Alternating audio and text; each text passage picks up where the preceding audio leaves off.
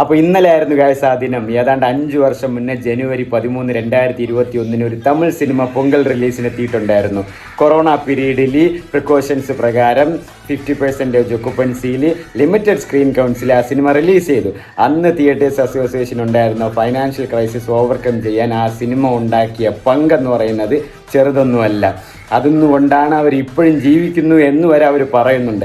അപ്പോൾ എത്രമാത്രം പങ്ക് വഹിച്ചു എന്നുള്ളത് നോക്കണം. അപ്പോൾ നിങ്ങൾ രക്ഷകനാണെന്ന് കളിയാക്കുന്ന അതേ രക്ഷകൻ തന്നെയാണ് തളപതി വിജയ് മാസ്റ്റർ തന്നെയാണ് ആ തിയേറ്റർ വ്യവസായത്തിനെ കൈകൊണ്ട് മുമ്പോട്ട് കൊണ്ടുപോയത്.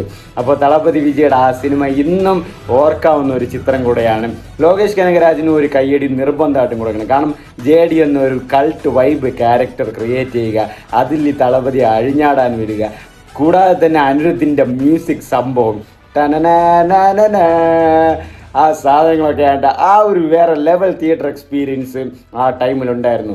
എല്ലാവരും OTTക്ക് പോയപ്പോൾ പുള്ളി മാത്രം വേണ്ട, നിൽക്ക്, സഹിക്കാം, ക്ഷമിക്കാം, നമുക്ക് തിയേറ്റർ തന്നെ കൊടുക്കാം, അവരെ സഹായിക്കാം, അവരെ രക്ഷപ്പെടുത്താമെന്ന് പറഞ്ഞ് അതേ രക്ഷകൻ, നിങ്ങളെ കളിയാക്കിയ അതേ രക്ഷകൻ വീണ്ടും രക്ഷകനായി എത്തുമ്പോൾ മറ്റുള്ളവർക്കെല്ലാം അവർ താഴ്ന്നു കൊടുക്കേണ്ട ഒരു സിറ്റുവേഷനാണ് അവിടെ ഉണ്ടായിട്ടുള്ളത്.